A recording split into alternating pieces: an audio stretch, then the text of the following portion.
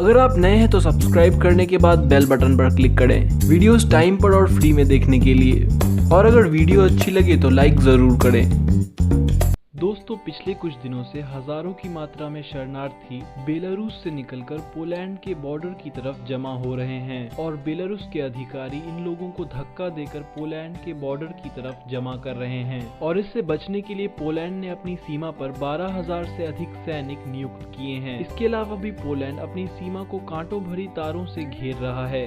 दोस्तों, बेलारूस मध्य यूरोप में बसा एक देश है जो कि यूरोप का वह आखिरी देश है जहां अब तक तानाशाही कायम है और यहां के प्रेसिडेंट अलेक्जेंडर लुकाशेंको एक नकली लोकतंत्र के सहारे एक सत्तावादी शासन चला रहे हैं। अलेक्जेंडर लुकाशेंको साल 1994 से अब तक बेलारूस के प्रेसिडेंट बने हुए हैं। ज्यादातर वक्त पर बेलारूस के संबंध यूरोपियन यूनियन और यूरोप के ज्यादातर देशों से कुछ खास अच्छे नहीं रहते हैं, क्योंकि यूरोपियन यूनियन खुद को एक लोकतांत्रिक समाज का मसीहा मानता है और वहीं बेलारूस एक तानाशाही है। लेकिन ज्यादातर वक्त पर बेलारूस को रशिया से काफी ज्यादा समर्थन मिलता है। इसी साल 2020 में जब बेलारूस में इलेक्शंस हुए तो लुकाशेंको छठी बार राष्ट्रपति पद के लिए खड़े हुए।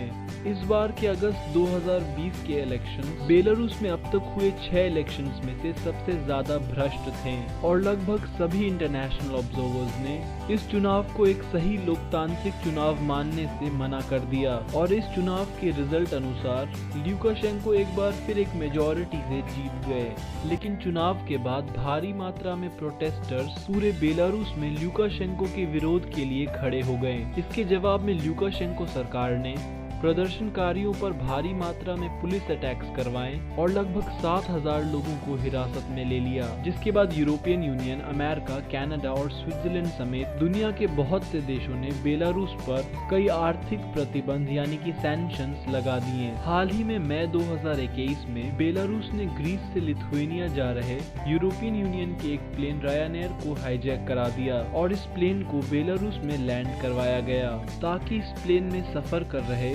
अलेक्जेंडर लुकाशेंको के आलोचक जर्नलिस्ट रोमान प्रोतासेविच को पकड़ा जा सके। इस वजह से यूरोपियन यूनियन ने बेलारूस पर लगाए सैंक्शंस यानी कि आर्थिक प्रतिबंधों को और ज्यादा कड़ा कर दिया और इन प्रतिबंधों की वजह से बेलारूस की अर्थव्यवस्था चरमराने लगी। और अलेक्जेंडर लुकाशेंको ने यूरोपियन यूनियन को ये धमकी दी कि अगर यूरोपियन यूनियन के ये देश अगर बेलारूस पर लगे ये आर्थिक प्रतिबंध नहीं हटाते हैं तो लुकाशेंको यूरोपियन यूनियन को सीरिया, अफगानिस्तान, इराक और यमन जैसे देशों से लाए गए शरणार्थियों से भर देंगे।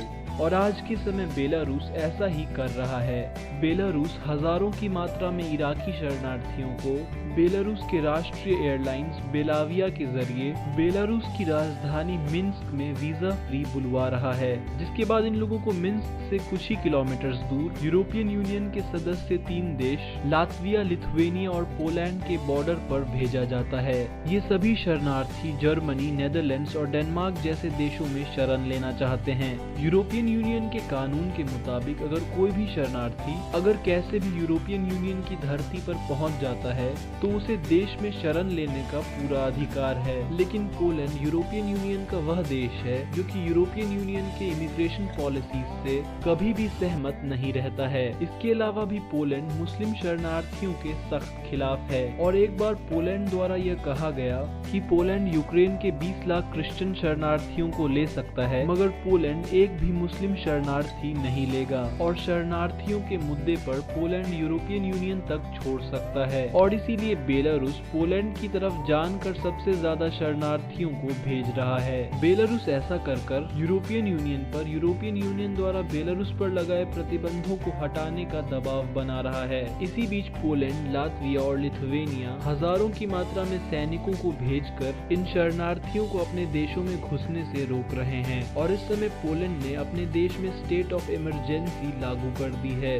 बजाय इन सब के सैकड़ों की मात्रा में शरणार्थी यूरोप में घुस रहे हैं और बाकी बचे लोग बाल्टिक की सर्दियों में सीमा पर खड़े अंदर जाने का इंतजार कर रहे हैं, क्योंकि बेलारूस इन लोगों को अपने देश में भी रुकने नहीं दे रहा है। तो आपको हमारी ये वीडियो कैसी लगी? अगर अच्छी लगी तो लाइक, शेयर और सब्सक्राइब करना ना भूलें। तो फिर मिलेंगे एक नई वीडियो के साथ, तब तक के लिए नमस्कार।